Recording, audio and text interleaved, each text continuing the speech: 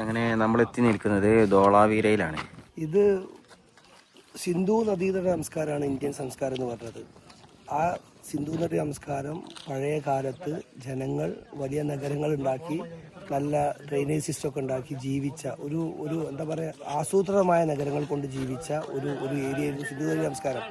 ആ സംസ്കാരത്തിലുള്ള ഒരു പ്രധാനപ്പെട്ട സ്ഥലമാണ് ധോലാവീര എന്ന് പറയുന്നത്. നമ്മുടെ ഹാരപ്പൻ സിവിലൈസേഷൻ, മോഹൻജിദാരോ സിവിലൈസേഷൻ എന്ന് പറയുന്നത് പോലെ ഒരു സ്ഥലം, ഹാരപ്പയുടെ ഭാഗമായിട്ടുള്ള സ്ഥലമാണ് ധോലാവീര എന്ന് പറയുന്നത്. 2021 ഇതിപ്പോൾ ലോക പൈതൃക പട്ടികയിൽ ഇടം പിടിച്ച സ്ഥലം കൂടിയാണിത്. അപ്പോൾ പണ്ടത്തെ നഗരമാണ് ചുരുക്കി പറഞ്ഞാൽ. ഇത് 5ാമത്തെ സ്ഥലം. അതായത് നമുക്ക് മോഹൻജദാരോ അതുപോലെ തന്നെ ഗുജറാത്തിലെ ലോത്തൽ അതിന്റെ ഒരു ഭാഗമാണ് ധോളാവീര ഹാരപ്പൻ സിറ്റി. ഇതിന്റെ വിവരങ്ങളൊക്കെയാണ് ഇവിടെ കൊടുത്തിട്ടുള്ളത് കേട്ടോ. ഭയങ്കര വെയിലാണ്. പണ്ട് കാലത്തെ ഇന്നത്തെ അത്യാധുനിക സിറ്റികളെ ഒക്കെ കടപിടിക്കുന്ന രീതിയിൽ പണ്ടുണ്ടാക്കിയിട്ടുള്ള ഒരു നഗരമാണ് കേട്ടോ. ഇവിടെ അതുമായിട്ട് ബന്ധപ്പെട്ട മാപ്പുകളും കാര്യങ്ങളൊക്കെ കാണുന്നുണ്ട് കേട്ടോ.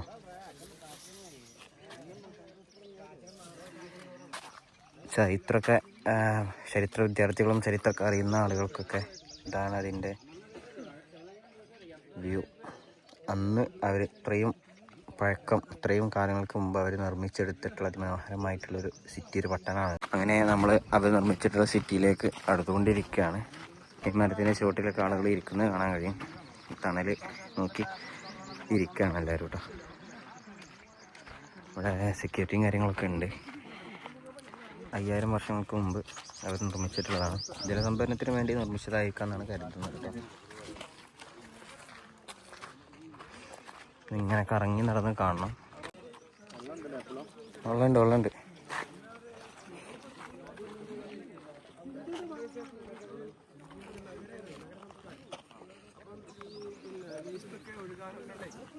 പിന്നെ സംവിധാനങ്ങൾ അതുപോലെ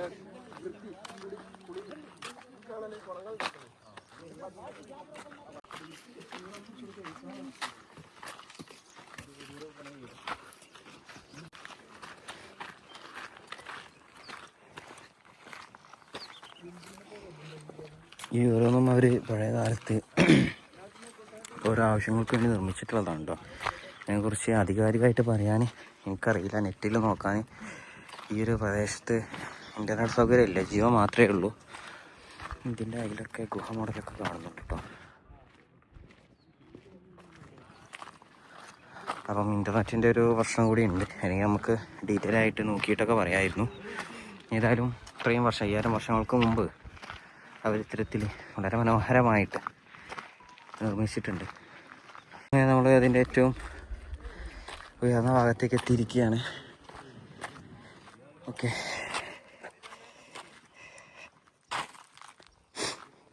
എന്തൊക്കെയൊക്കെ ചില്ല് വെച്ചൊക്കെ മറിച്ചുണ്ട് കേട്ടോ. ഇത് ചില്ലാണ്. ഇവിടെ ഇറങ്ങാതിരിക്കാനായിരിക്കും തോന്നുന്നുണ്ട്. ഇതൊക്കെ വളരെയധികം ചരിത്ര പ്രാധാന്യമുള്ള സ്ഥലങ്ങളാണ്. നമ്മുടെ ഹാരപ്പൻ സംസ്കാരം, മെസപ്പൊട്ടേമിയൻ സംസ്കാരം എന്നൊക്കെ പറയുന്നത് പോലെ അത്രത്തോളം പ്രാധാന്യമുള്ള സംഭവങ്ങളാണ്.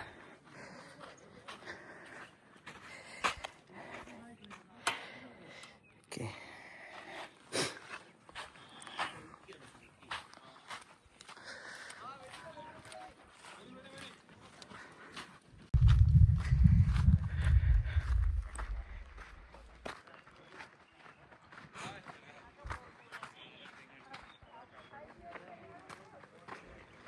ഇവിടെ ഇരുമ്പ് കൊണ്ടൊക്കെയുള്ള ചെറിയ നിർമ്മിതികളൊക്കെ ഉണ്ട്. ഒരുപാട് യാത്രക്കാർ, സഞ്ചാരികൾ ഇവിടെ ഉണ്ട് കേട്ടോ. ക്ഷേമസൊക്കെ ഉണ്ട്. ജീവിക്ക, അഭിനയിക്കല്ലേ, ജീവിക്ക.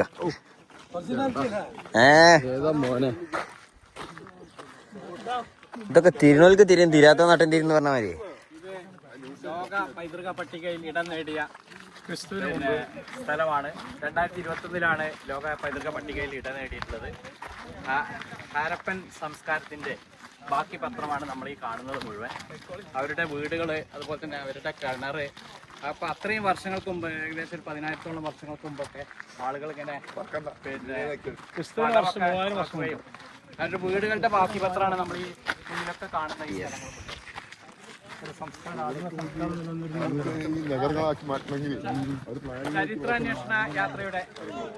ചരിത്രാന്വേഷണ യാത്രയുടെ ഭാഗമായി KSTU മലപ്പുറം ജില്ലാ കമ്മിറ്റി ഹാരപ്പൻ സംസ്കാരത്തെ കുറിച്ച് പഠിക്കുന്നതിനാണ് ഇവിടെ എത്തിച്ചേർന്നത്.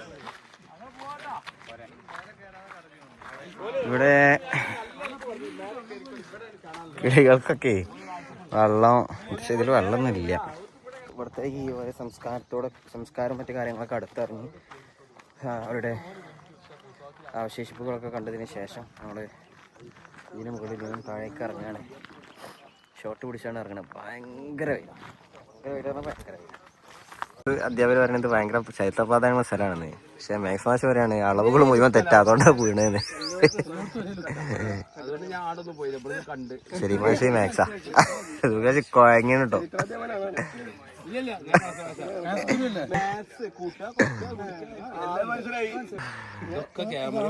ഒക്കെ തമാശ പറയാട്ടോ.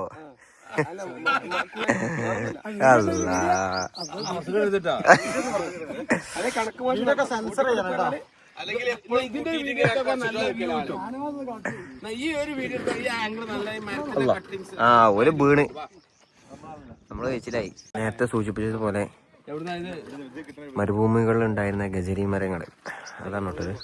എത്രയോ വർഷങ്ങൾ, 500-600 വർഷം പഴക്കമുള്ള മരമാണ്.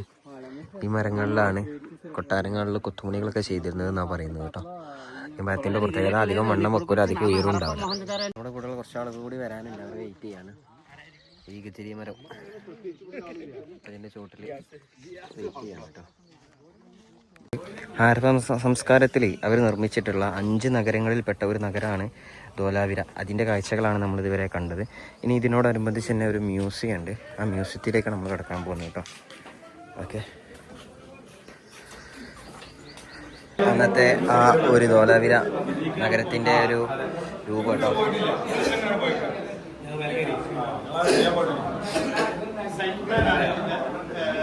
അതിൻ്റെ സൈഡ് പ്ലാനും കാര്യങ്ങളൊക്കെ ഇവിടെ ഉണ്ട്. ഇവിടെ ഏതായാലും AC അതിൻ്റെ ഉള്ളിൽ.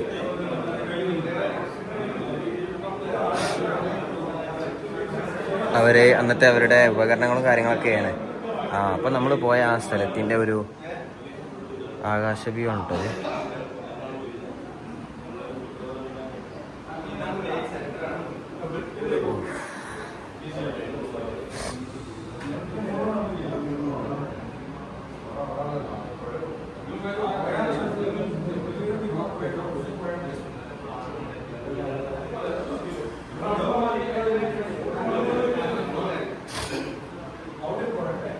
അവരുപയോഗിച്ചിരുന്ന പാത്രങ്ങളൊക്കെയാണ് കേട്ടോ.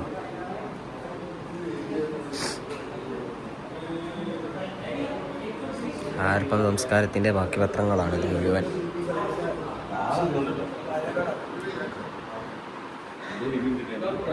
നമ്മളൊക്കെ നമുക്ക് കാണാൻ കഴിയും ചിത്രങ്ങളും എഴുത്തുകളൊക്കെ കുത്തിവെച്ചത് കേട്ടോ.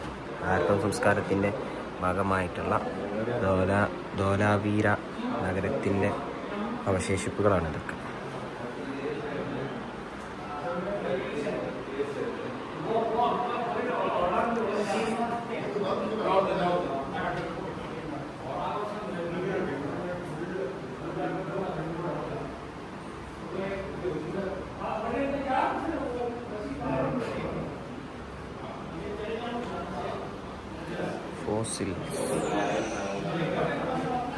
അങ്ങനെ ഇത്തരത്തിലുള്ള ടൂറിസ്റ്റ് കേന്ദ്രങ്ങളിലൊക്കെ ഇന്ന് പോകുന്ന ആളുകളുടെ പേര് വിവരങ്ങളൊക്കെ അവിടെ എഴുതി, പേര്, അഡ്രസ്സ്, മൊബൈൽ നമ്പർ,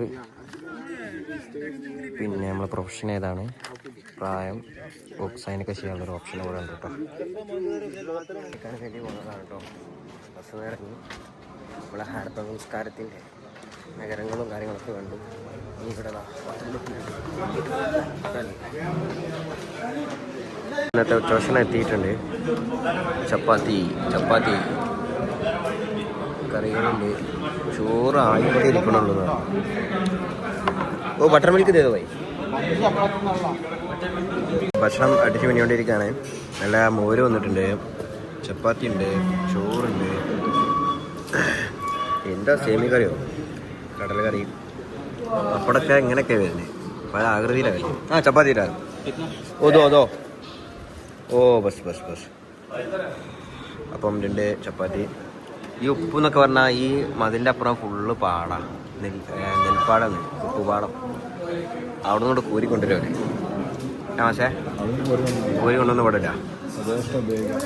നമ്മുടെ യാത്രയുടെ കോർഡിനേറ്ററും എൻ്റെ അധ്യാപനം കൂടിയായിട്ടുള്ള സഫ്തർ അലി മാഷ്, അദ്ദേഹത്തെ കുറിച്ചുള്ള ഒരു കാര്യമാണ് ഇപ്പോൾ സത്യമാഷ് പറഞ്ഞത്. അദ്ദേഹത്തിൻ്റെ പിതാവ് സ്വാതന്ത്ര്യ സേനാനി ആയിരുന്നു എന്നും അദ്ദേഹത്തിൻ്റെ പിതാവിന് അവർ ഇരട്ടകളായിരുന്നു. അതിൽ ഒരു സഹോദരൻ ഇന്ത്യ വിഭജന സമയത്ത് പാകിസ്ഥാനിലേക്ക് പോവുകയും ആ ഒരു വാപ്പുള്ള സമയത്തൊക്കെ നിരന്തരം കത്ത് മുഖേന അവർ ബന്ധമൊക്കെ ഉണ്ടായിരുന്നു. പക്ഷേ 1997 അദ്ദേഹത്തിൻ്റെ എളാപ്പ മരിച്ചു. അതിനുശേഷം കൂടുതൽ ബന്ധങ്ങളോ കാര്യങ്ങളോ ഒന്നും ഇല്ല.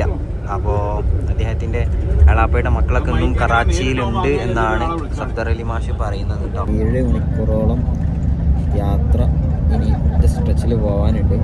പിന്നെ നമ്മൾ നിന്നിരുന്ന സ്ഥലത്ത് നിന്ന് പിന്നെ പാകിസ്ഥാൻ അതിർത്തിയിലേക്ക് 60 കിലോമീറ്ററൊക്കെയാണ്. 60 കിലോമീറ്റർ എന്നാണ് ഒരാളോട് ചോദിച്ചപ്പോൾ പറഞ്ഞത്. മറ്റൊരാൾ 10 കിലോമീറ്റർ ഉള്ളൂ എന്നൊക്കെ പറയുന്നുണ്ട്. അപ്പം പാകിസ്ഥാനുമായിട്ട് അതിർത്തി പങ്കിടുന്ന ഒരു സ്ഥലം കൂടിയാണ് കേട്ടോ. മക്കളെ മരുഭൂമിയിലെ ഒട്ടകങ്ങളെയല്ല കാണുന്നത്. ഒട്ടകങ്ങൾ നിർത്താൻ tropic of cancer, tropic of Capricorn ആണ്. ഇത് 23 ഡിഗ്രിയിലാണ് പോകുന്നത്. ഭൂമിയുടെ 23 ഡിഗ്രിയിൽ. ഭൂമധ്യരേഖ പോകുന്നത് 0 ഡിഗ്രിയിലാണെങ്കിൽ 23 ഡിഗ്രി വടക്ക് ഉത്തരരേഖയും 23 ഡിഗ്രി തെക്ക് ദക്ഷിണരേഖയുമാണ്. ഈ രേഖയുടെ പ്രത്യേകത എന്താന്ന് വെച്ച് കഴിഞ്ഞാല് സൂര്യപ്രകാശം ലംബമായി പതിക്കുന്ന ഭൂമധ്യരേഖയിലാണ്. പിന്നീട് എന്താ ഈ മാർച്ച് 3-ന് ഭൂമധ്യരേഖയിൽ നിന്ന് പതിച്ച് പിന്നെ ഓരോ ദിവസം കഴിയുന്നോറും ഉത്തരായന ഭാഗത്തേക്ക് പോയി അങ്ങനെ ജൂൺ 21 ആകുമ്പോ കറക്റ്റ് ഉത്തരരേഖയിലാണ് എത്തുക. പിന്നെ അത് വീണ്ടും വന്ന് സെപ്റ്റംബർ 23 വീണ്ടും ഭൂമധ്യരേഖയിലെത്തും. വീണ്ടും പിന്നെ ദക്ഷിണരേഖയിലേക്ക് എത്തും. ഇങ്ങനെ വരും. ഇതിനെ സൂര്യന്റെ അയനെന്നൊക്കെയാണ് പറയുക. ആ 23 ഡിഗ്രി രേഖ ഇന്ത്യയുടെ നടുവിലൂടെ അങ്ങനെ ക്രോസ് ചെയ്ത് പോവാണ്. ഇന്ത്യ ട്രോപ്പിക് ഓഫ് ക്യാൻസർ അത് ഗുജറാത്ത് ഉണ്ടായില്, മധ്യപ്രദേശ് ഉണ്ടായില്, അതിന് ഛത്തീസ്ഗഡ് ഉണ്ടായില്, അതിന് ഒറീസ ഉണ്ട്, ബീഹാർ ഉണ്ട്, അതുപോലെ തന്നെ ത്രിപുര ഉണ്ട്, വെസ്റ്റ് ബംഗാൾ ഉണ്ട്. ഇത്രയും സംസ്ഥാനങ്ങളിലൂടെ പോകുന്നത് ഇന്ത്യയുടെ നടുവിലൂടെ പോകുന്നത്. ആ രേഖ കടന്നു പോകുന്ന ഏരിയയിൽ ഇവിടെ എത്തിയിട്ടുണ്ട് എന്നാണ് നമ്മുടെ പ്രൊഫസർ നമ്മളോട് പറയുന്നത്. അപ്പൊ നമ്മുടെ യാത്ര ബസ്സിൽ നിന്ന് ഇറങ്ങിയിട്ട് പള്ളി അന്വേഷിച്ച് പോകണം കേട്ടോ. ഇതൊക്കെ നബിദിനാഘോഷത്തിൻ്റെ ഭാഗമായിട്ടുള്ള കൊടികളും കാര്യങ്ങളൊക്കെ ഉണ്ട്.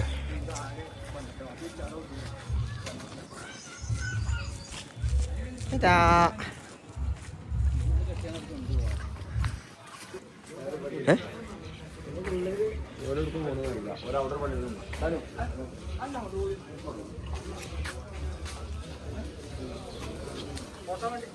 ഇങ്ങനെ നമ്മൾ ഇവിടുത്തെ പള്ളിയിൽ എത്തിച്ചേർന്നിരിക്കുകയാണ് സുഹൃത്തുക്കളെ. വല്ലാത്തൊരു പള്ളിയാണ്. താഴെ വേറെ പള്ളി കാണുന്നുണ്ട്. അപ്പം താഴത്തെ പള്ളിയും കണ്ട് അവിടെ ഇങ്ങനെയൊക്കെ കൊടികൾ കാണുന്നുണ്ട് കേട്ടോ. കാണുന്നത് മദ്രസയാണെന്നാണ് പറഞ്ഞത്. ഇപ്പോഴുള്ള ആളുകളൊക്കെ വളരെ വീതിയോട് കൂടിയാണ് നോക്കുന്നത്. ആരാണ് ഇങ്ങോട്ടൊന്നും ആരും പുറമേയുള്ള ആളുകളൊന്നും വരലുണ്ടാവില്ല. ഒന്നുകൂടി ഒന്ന് ഉള്ളേരിയാണ്. കന്നുകാലികളൊക്കെ ഇങ്ങനെ നടക്കുന്നുണ്ട് വരക്കെ. ഇത് പള്ളിയാണ്. ഓക്കെ, അങ്ങോട്ട് തന്നെ പോകും. ഇവിടെ എന്തോ കാര്യങ്ങളൊക്കെ എഴുതി വെച്ചിട്ടുണ്ട് ഗുജറാത്തി ഭാഷയിലാണ്. എന്താണെന്ന് മനസ്സിലാണില്ല. ബാങ്ക് കൊടുക്കാനുള്ള സെറ്റപ്പ് പുറത്താണ് തോന്നുന്നുണ്ട് കേട്ടോ. ഇതാണ് പള്ളിയുടെ ഉൾഭാഗം. ഓക്കെ, കൂടെയുള്ള അധ്യാപകരോട് കാര്യങ്ങളൊക്കെ ചോദിച്ച് മനസ്സിലാക്കുകയാണ്. ഇതിവിടെയുള്ള ഉസ്താദുമാരാണ് കേട്ടോ.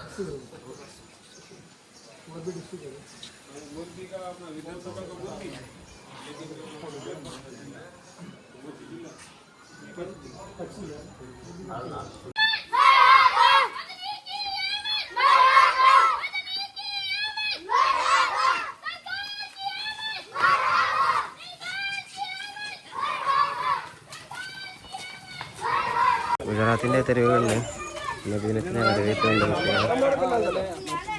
നബിദിനമായിട്ട് ബന്ധപ്പെട്ടുള്ള ആഘോഷങ്ങളുടെ പ്രചാരണ പരിപാടിയാണ് കേട്ടോ.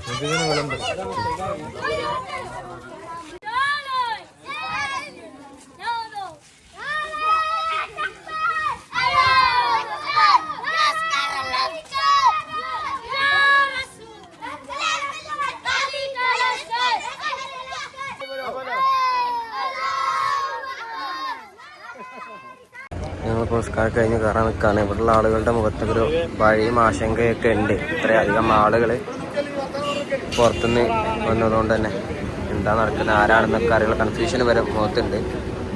നമ്മൾ പെട്ടെന്ന് കയറാണ്. ഇത്ര നല്ലൊരു സുഖകരമായ അന്തരീക്ഷമല്ല. കമ്പികാലുകൾ കാണട്ടോ, പക്ഷേ നമ്മുടെ നിന്നൊക്കെ വ്യത്യസ്തമായിട്ട് വളരെ അടുത്തടുത്തായിട്ടാണ് കമ്പികാല്. ഇതിപ്പോൾ എന്താ പരിപാടി അറിയില്ല, എന്തോ കാരണം ഉണ്ടാവും. വളരെ അടുത്തടുത്തായിട്ട് ഒരുപാട് വലിയ വലിയ കമ്പികാല്. അങ്ങനെ ഞങ്ങൾ ചായ കുടിക്കാനും വേണ്ടിയിട്ട് വഴിയോരത്തെ ഒരു കടയിൽ കയറിയതാണ്.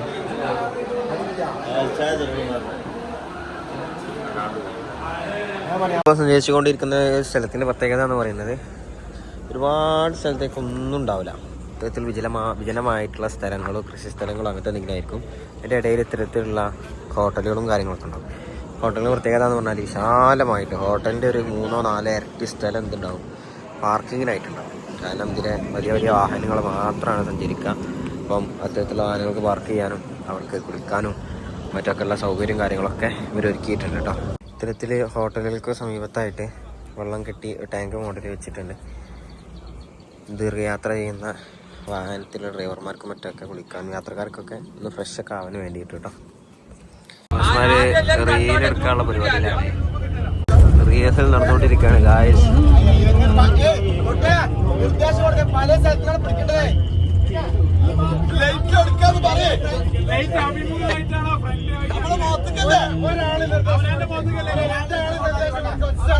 റീലുണ്ടാക്കേണ്ടതിന്റെ പിന്നാമ്പുറം കാഴ്ചകളാണ് കണ്ടുകൊണ്ടിരിക്കുന്നത് കേട്ടോ.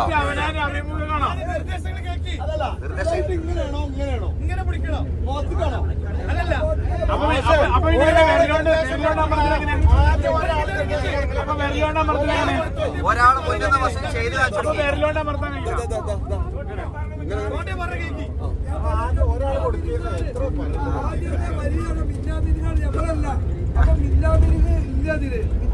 പകരമാണ് നമ്മളെ ഈ ടോർച്ച് ലൈറ്റ് വരുന്നത്. നമ്മള് വലത്തോട്ട് പതുക്കെ കൊണ്ടുവരിക. അപ്പൊ ഈ മുന്നിൽ പോണ ആൾ അതേ സ്പീഡ് നടത്താൻ പോയാൽ മതി. പിന്നെ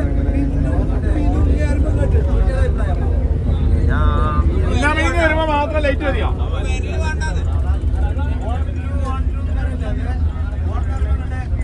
അപ്പൊ ഇങ്ങനെ പിടിച്ചാൽ മതി. കണ്ടില്ലേ, ചൂടാവില്ലേ? വല്ലതും നടക്കോ നോക്കാം. നമ്മള് മണിക്കൂറായി പ്ലാനിങ് കേട്ടോ.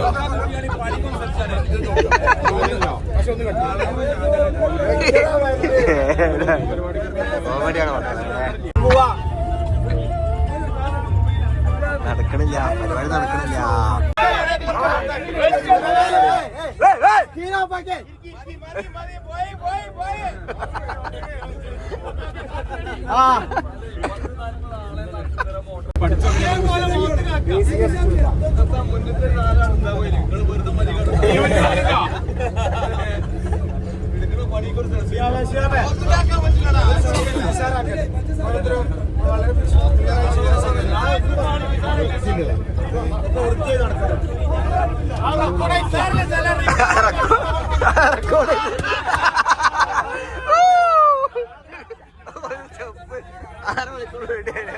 ഞാൻ മറന്നേനോ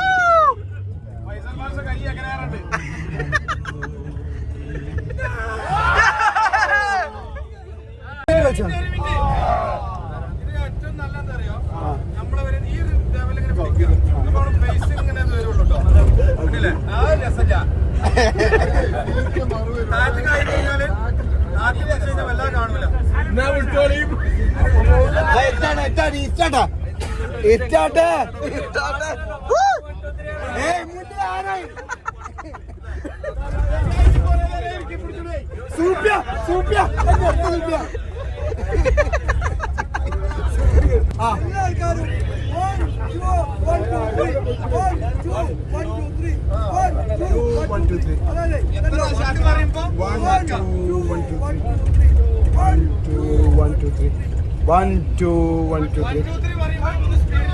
നമ്മള് ഇന്നത്തെ 6-ാം ദിവസത്തെ രാത്രി ഭക്ഷണത്തിന് വേണ്ടിയിട്ട് ഹോട്ടലിൽ നിർത്തിയതാണ്. വളരെ ദൈർഘ്യമേറിയ യാത്രയായിരുന്നു. ഭക്ഷണമാരെ കുറച്ച് ആൾക്കാരോടെ കയറിയിട്ടുണ്ട്. ഒന്ന് നോക്കാം. ഭക്ഷണം കഴിക്കാൻ വന്നതാണ്. അപ്പോൾ നമ്മളെ വലിയ സാധനങ്ങളൊക്കെ നിറക്കുന്നുണ്ട്. എന്തൊക്കെ ഐറ്റംസ് ഉണ്ട്. ഓക്കെ, ചപ്പാത്തിൻ്റെ റൈസ് ഉണ്ട്. ഇവിടെ ആളില്ലേ? ഇല്ല, മോരാട്ടത് ഉദ്ദേശിച്ചത്. നല്ല തണുത്ത മോര്. ചപ്പാത്തി രാവിലെ മതി. പിന്നെ മോര് ഇത്രയും കിട്ടും കേട്ടോ. ഇവിടെ വെള്ളത്തിന് പകരം മോര പിടിക്കും. ഇത്രക്കും മോര് നമുക്ക് കിട്ടും. ഒരുപാട് ഐറ്റംസ് ഉണ്ട്. ചപ്പാത്തി രാവിലെ കൊടുത്തിട്ടില്ല. അത് വേസ്റ്റ് കണ്ടിട്ട് സലാഡുകളുണ്ട് ഒരുപാട്. ഇത്രയധികം ഐറ്റംസ് ഉണ്ട്. ടീച്ചേഴ്സ് ഇവിടെ കഴിച്ചുകൊണ്ടിരിക്കുകയാണ്.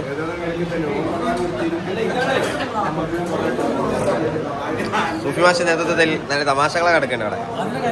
കഴിക്കണ്ടേ മുസൽമാസ് ചല്ലേ.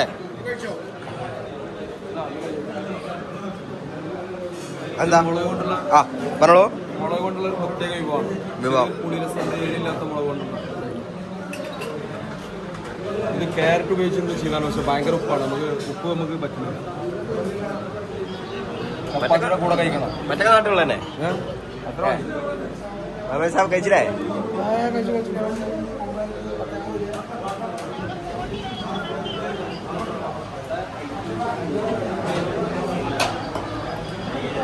പ്രൊഫസറാണ് ഇത്. Calicut university assistant professor. ഇത് കൊണ്ടോട്ടി ടീമാണ്. കൊണ്ടോട്ടി എങ്ങോട്ട് മാഷേ?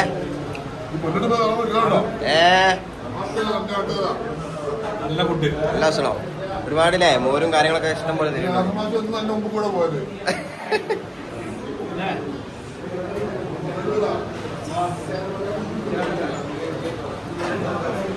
4-ാം ട്രിപ്പാണ് നിന്റെ അറിവില്. വീഡിയോ വരും സാധാ.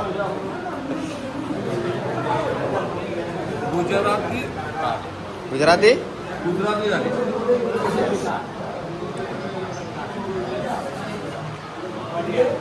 മടിയാ.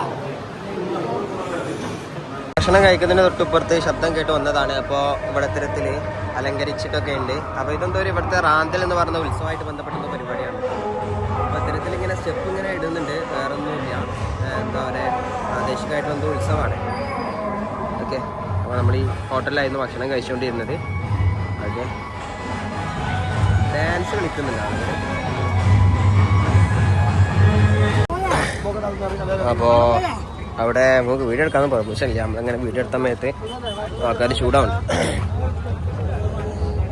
ഇവിടെ ഒരുപാട് വാഹനങ്ങളുണ്ട്. ഇതൊക്കെ പരിപാടിക്ക് വന്നതാണ് കേട്ടോ. ഇത് ഞാൻ മനസ്സിലാക്കുന്നത് എന്താണെന്ന് വെച്ചാൽ സ്ത്രീകളുടെ ക്ഷേമത്തിനും അതുപോലെ മറ്റും പ്രസവം സുഖകരമാവാനൊക്കെ വേണ്ടി നടത്തുന്ന ഉത്സവമാണ്. അപ്പോൾ നമ്മൾ ഭക്ഷണമൊക്കെ കഴിച്ചു. നമ്മൾ ബസ് കുറച്ച് അകലെയായിട്ടാണ് പാർക്ക് ചെയ്തിട്ടുള്ളത്. അങ്ങോട്ട് നടക്കുകയാണ് കേട്ടോ. ഓക്കെ, അങ്ങനെ നമ്മൾ നമ്മുടെ റൂമിലെത്തി. ഏകദേശം സമയം 10 മണി കഴിഞ്ഞിട്ടുണ്ട്. ഓക്കെ, നമ്മൾ ലഗേജും കാര്യങ്ങളൊക്കെ എടുത്ത് വർഷമായിരുന്നു ഇതാട്ടോ നമ്മളെ ഇത് ചേടിക്കുന്ന ഹോട്ടല്. 10 മണിയല്ല,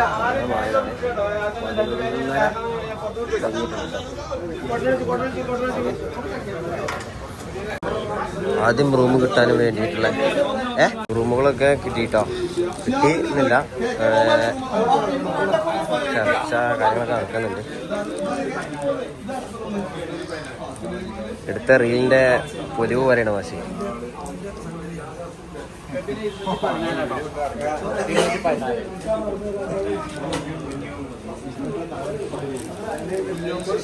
ഇതിൽ നല്ല ഡിസൈൻ ഉണ്ട്,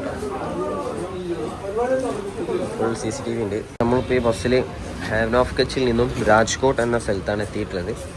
ഓക്കെ, ഒരു ലേറ്റ് ഇപ്പോൾ ഇടണുള്ളൂ.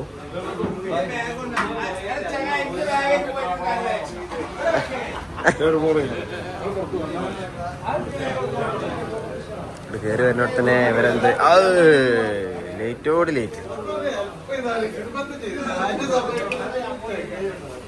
303 നമുക്ക് കിട്ടിയത്. ലിഫ്റ്റിന് മുമ്പിൽ വരിക്കാണ്. 4 ആൾക്കാരെ പറ്റുള്ളൂ മാക്സിമം. അപ്പോൾ നമ്മൾ 303 നടന്ന് കയറാൻ പോവാം.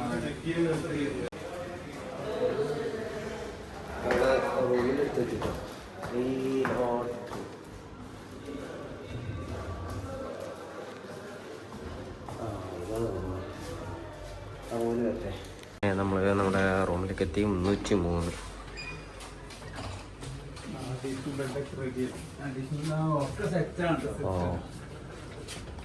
അല്ല ബാത്റൂമില്ല ഇതില്? അല്ല ഞാൻ ഇവിടുന്ന് ഇങ്ങനെ നോക്കിയപ്പോഴേ